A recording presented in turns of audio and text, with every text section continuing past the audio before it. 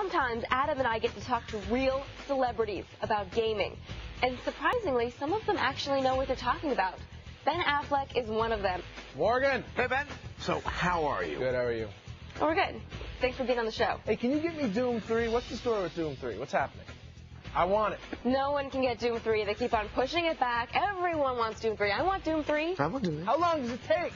They built the pyramids in shorter time than it takes to make Doom 3. Now, I was going to ask you if you're looking forward to Doom 3 or Half-Life 2, but I guess I know your answer now. I never liked Half-Life as much as I liked, you know, like, it's not in that level of, I don't think it's as good as Unreal. I don't think it's as good as Quake 3. The original Quake was hot, you know.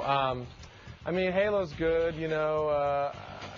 I don't know. In terms of those first-person shooter games, though, I mean, Doom 2 was really, that was the king. That got me completely addicted to it and got me into playing online and the whole thing. And I mean, I was playing, you know, online multiplayer Doom 2 with like the 14.4 modem, where you really had, you know, you could get like really, you know, single frame, turn, and then you'd be already dead before you turn around. All right, but have you been playing Unreal Tournament 2K4?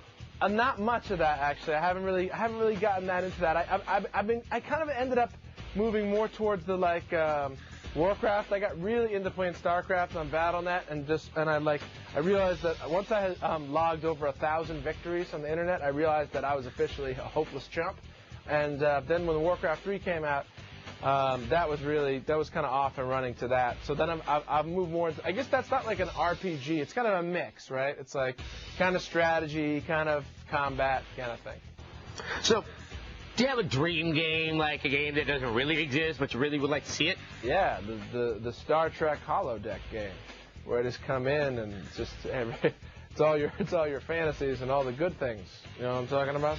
Yeah, we'll have to start working on that technology. Yeah. And what do you think of violence in video games these days? Do you think it's too much?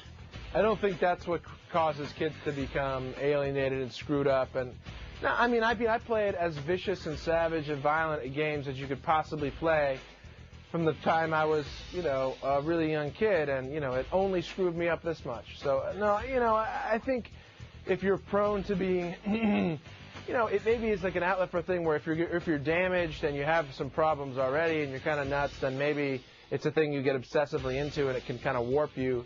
I think you got to balance your life, but I don't think it was like I never wanted to go out and I mean, you know, kill people. Although I would sometimes think like, you know, like when I would play Quake for hours and hours on end, and that first came out, I'd be like looking at people in the street and be like, if I had a rocket launcher, I could get him right now.